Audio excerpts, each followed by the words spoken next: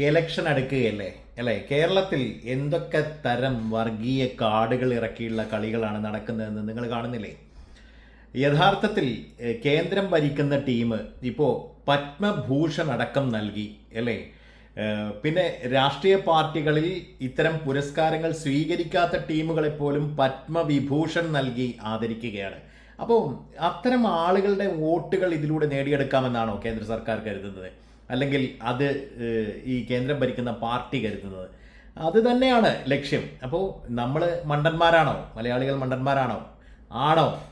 ജനത്തിൻ്റെ ജീവിത നിലവാരം ഉയർത്തുകയാണോ ഇവരുടെ ലക്ഷ്യം? അങ്ങനെ ആയിരുന്നെങ്കിൽ തീർച്ചയായും എന്തൊക്കെ പറഞ്ഞിരുന്നാലും മേലനങ്ങാത്ത പെട്രോളിയം നികുതി അല്ലേ, ഈ പെട്രോളിയം നികുതി എന്ന സംഗതിയിൽ അല്പമെങ്കിലും ഇന്ത്യയിലെ സാധാരണ ജനത്തിന് ആശ്വാസമാകുന്ന നടപടികൾ ഈ സർക്കാർ എടുക്കുമായിരുന്നു. പക്ഷേ കഴിഞ്ഞ 600 ദിവസമായിട്ട് ഒരു മാറ്റവും ഈ ഒരു പെട്രോളിയം വിലയിൽ വന്നിട്ടില്ല എന്നുള്ളത് നമ്മൾ മനസ്സിലാക്കിയേ മതിയാവൂ.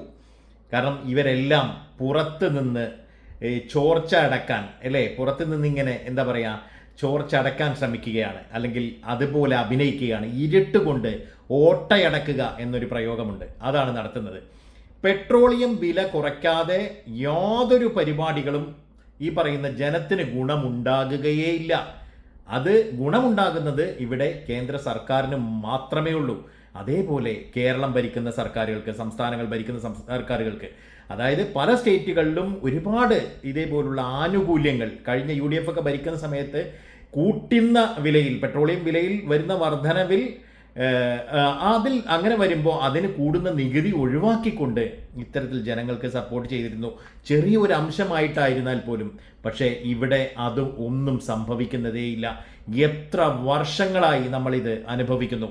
അപ്പോൾ ഇവരുടെയൊന്നും വാക്കുകളിലോ പ്രവർത്തികളിലോ ഒരു ആത്മാർത്ഥതയും കാണേണ്ടതില്ല എന്ന് നിങ്ങൾ മനസ്സിലാക്കുക. അപ്പോൾ ജനത്തെ ഈ പറഞ്ഞ രൂപത്തിൽ പറഞ്ഞ് പറ്റിക്കുക മാത്രമാണ്. വർഗീയ കാർഡിറക്കി എന്തെല്ലാം ചെയ്തും 10 വോട്ട് കിട്ടുമോ എന്നുള്ളത് മാത്രമാണ് ചിന്ത. അത് നടപ്പില്ല മലയാളികളുടെ അടുത്ത് എന്നെങ്കിലും കുറഞ്ഞ പക്ഷം നിങ്ങൾ മനസ്സിലാക്കുക ഇതിന് കാരണഭൂതരെ. തീർച്ചയായിട്ടും ഈ പെട്രോൾ വില എന്ന് പറയുന്ന സംഭവം, 1 ലിറ്റർ പെട്രോളിൻ്റെ അടിസ്ഥാന വില എന്ന് പറയുന്നത്, നമുക്ക് ആ കണക്കുകൾ കൂടി ജസ്റ്റ് ഒന്ന് പറയേണ്ടതുണ്ട് കേട്ടോ. കാരണം പറയാതിരിക്കാനാവില്ല.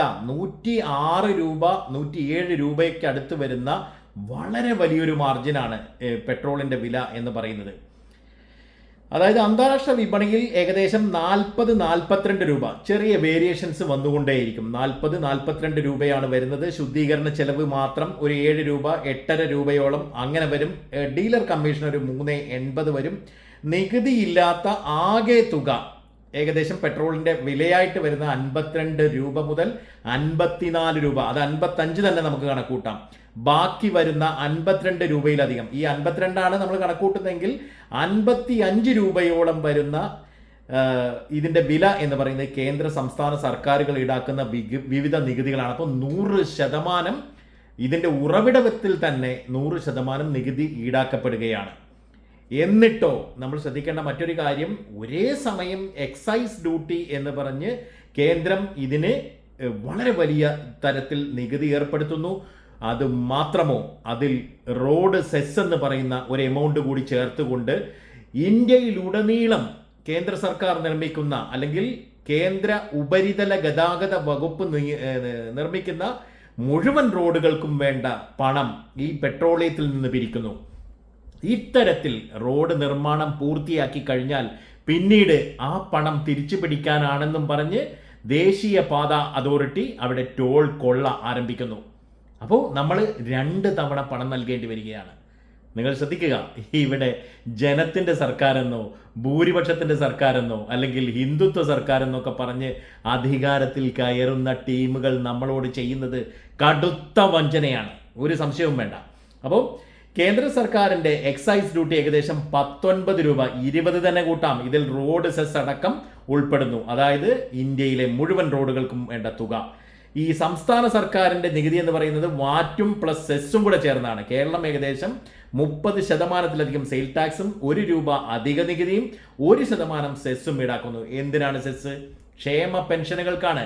പക്ഷെ അത് കൊടുക്കുന്നുണ്ടോ? സമയാസമയത്ത് ഇല്ല. അതും കട്ടുമുടിക്കുകയാണ് നമ്മുടെ കേരള സർക്കാർ. ഏകദേശം 25 രൂപ 30 രൂപ വരുന്ന എമൗണ്ടാണ് നമ്മുടെ കയ്യിൽ നിന്ന് നമ്മുടെ സർക്കാർ, നമ്മുടെ സ്റ്റേറ്റ് സർക്കാർ പിടിച്ചു പറിക്കുന്നത്.